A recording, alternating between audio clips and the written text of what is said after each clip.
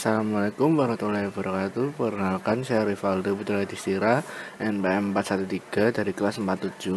Saya di sini ingin melaksanakan tugas ujian tengah semester dari pelajaran fikih muamalah, yaitu membaca surah yang ada di Al-Quran sesuai dengan ketentuan yang sudah ditetapkan, beserta menjelaskan bagaimana yang tentang kita sendiri tahu. Untuk yang pertama, saya akan membacakan surah Al-Baqarah ayat 276 tentang larangan memakan riba. A'udzubillahi minasyaitonirrajim. Bismillahirrahmanirrahim. Yamhaqu lahur riba wa yurbis sadaqat wallahu la yuhibbu kulla kafirin asim, yang artinya Allah memusnahkan riba dan menyuburkan sedekah, dan Allah tidak menyukai setiap orang yang tetap dalam kekafiran dan selalu berbuat dosa.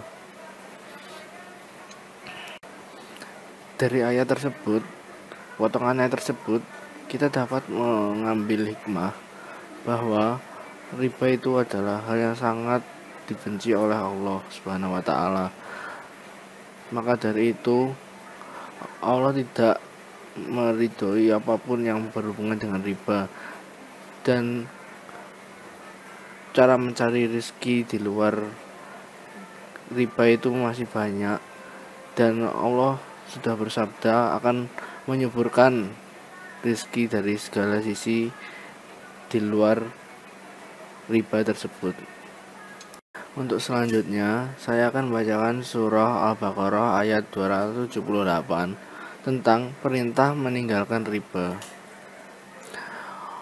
A'udzubillahi minasyaitonirrajim. Bismillahirrahmanirrahim.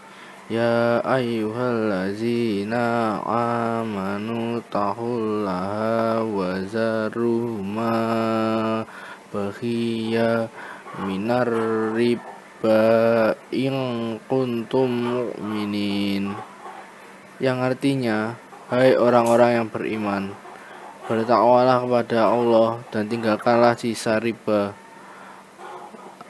yang belum dipungut jika kamu orang-orang yang beriman.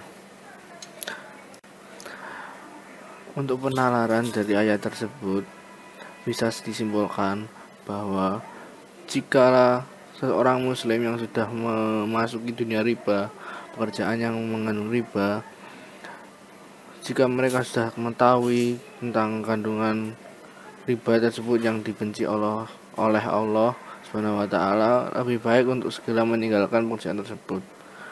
Dan jika masih terdapat sisa-sisa pundi-pundi rezeki yang tersisa di pekerjaan tersebut, bisa untuk ditinggalkan saja, karena masih banyak pekerjaan yang lebih layak dan diridhoi oleh Allah Subhanahu wa taala. Selanjutnya saya akan membacakan surah Ar-Rum ayat 39 tentang tidak ada keuntungan dari riba. A'udzubillahi minasyaitonirrajim. Bismillahirrahmanirrahim.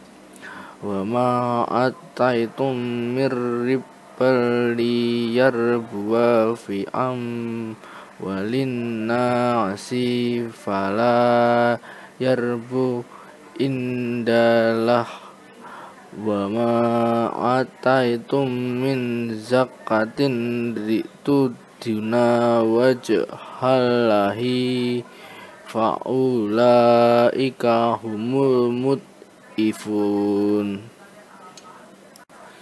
yang artinya, dan sesuatu riba tambahan yang kamu berikan agar dia bertambah pada harta manusia, maka riba itu tidak menambahkan pada sisi Allah. Dan apa yang kamu berikan berupa zakat yang kamu maksudkan untuk mencapai keridhaan Allah, maka yang berbuat demikian itulah orang-orang yang melipat gandakan pahalanya. Untuk tafsir dari ayat yang sudah saya bacakan, Ar-Rum ayat 39, maka jika riba atau harta yang tertanam dari yang masih ada sangkut pautnya dari riba dengan riba, maka jika harta tersebut digunakan untuk sesuatu yang bisa terpuji seperti bersedekah, maka itu tidaklah menambah sisi pahala di sisi Allah, dan itu malah membuat dosa yang lebih, karena peruntukan riba itu bukan untuk hal-hal yang seperti tersebut.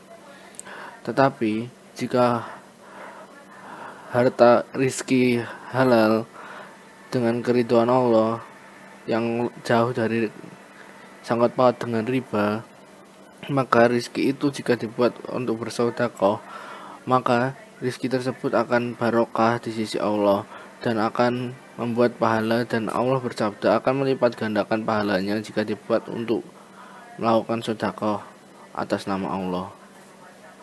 Selanjutnya saya akan membacakan surah Ali Imran ayat 130 tentang larangan memakan riba.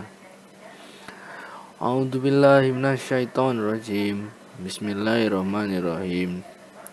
Ya ayyuhallazina amanu la ta'kulur riba ad'afam mudha'aftaw wattaqullaha la'allakum tuflihun. Yang artinya, hai orang-orang yang beriman, janganlah kamu memakan riba dengan berlipat ganda, dan bertakwalah kamu kepada Allah supaya kamu mendapatkan keberuntungannya. Dalam ayat tersebut, Allah sangat melarang penggunaan rizki dari riba untuk digunakan untuk membeli makanan atau sebagainya, sejenisnya seperti minuman pun juga. Karena apa? Selain tidak barokah, Allah juga sangat melarangnya. Karena apapun yang masih bersangkut paut dengan riba, Allah sangat benci. Dan oleh karena itu, berjauh-jauhlah dari riba, terlebih kepada makanan yang kita makan. Karena apapun yang kita makan, itulah yang akan membuat sikap kita tercermin dari makanan apa yang kita makan. Jadi jika kita memakan makanan dari hasil riba, wallahu alam, sifat tidak ada orang yang tahu. Tapi jika bisa, jangan makan makanan hasil dari uang riba. Untuk yang terakhir, saya membacakan surat An-Nisa ayat 161 tentang larangan memakan riba. A'udzubillahi minasyaitonirrajim. Bismillahirrahmanirrahim. Wa ahzimur riba wa hatnuhu anhu wa akhirhim amwalan nasi bil batil wa atadna lil kafirina minhum azaban alim.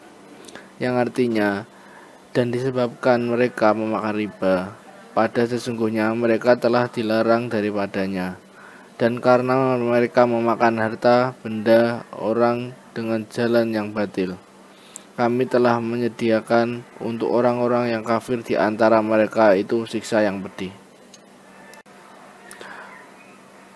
Dan tafsir dari ayat tersebut sekali lagi diulang, jika Allah sudah mewanti-wanti untuk tidak membelikan uang hasil riba sebuah makanan atau sejenisnya, supaya mereka tidak tergolong dari orang-orang yang salah jalan atau yang batil.